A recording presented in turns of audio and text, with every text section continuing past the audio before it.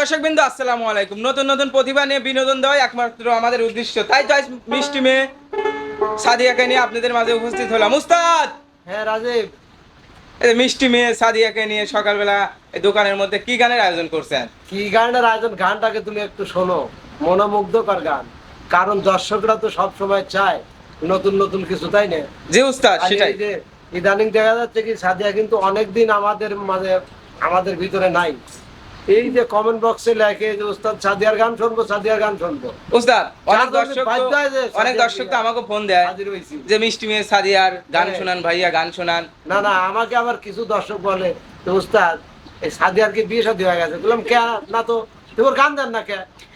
এই যে দেখো কি একটা ঝামেলা, যার জন্য যে বাধ্য হয়ে আইছি। যে উস্তাদ ভালো করছেন, মানে সাদিয়ার গান শুনে দর্শকও খুশি হবে। হ্যাঁ হ্যাঁ হ্যাঁ। তাহলে মিষ্টি কণ্ঠে একটা সুন্দর একটা গান প্রিয় শুনিয়ে দাও। দর্শক, আসলে সাদিয়ার বিয়ে হয় নাই কারণ ওর লেখাপড়ার চাপেও আসতে পারে না, বুঝলেন ভাই নাকি? ধরো এবার একটা মিষ্টি গান শোনা। ঠিক আছে। ভান্ডারি প্রেমে আমি হইলাম দিবানা, ভান্ডারির প্রেমে আমি হইলাম দিবানা,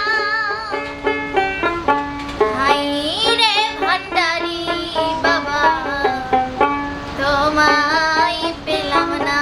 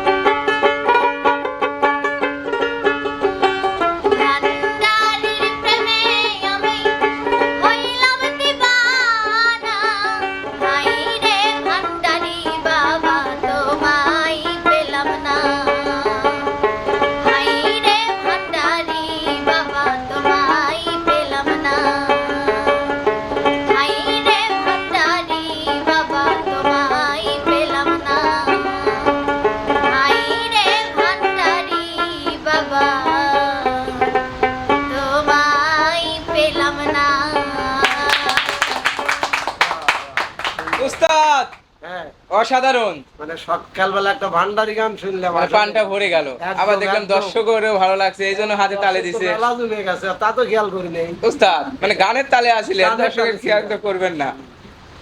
তো আসলে প্রিয় দর্শক কি বলবো, মিষ্টি কণ্ঠের মিষ্টি গান ভালো লাগে না কার? এই সেটাই। যে যেমন গানটা আমার হৃদয় ছুঁয়ে গেল, আমি আশা করবো আপনাদেরও ভালো লাগবে। ভালো লাগলে অবশ্যই লাইক কমেন্ট শেয়ার করে চ্যানেলটির পাশে থাকবেন।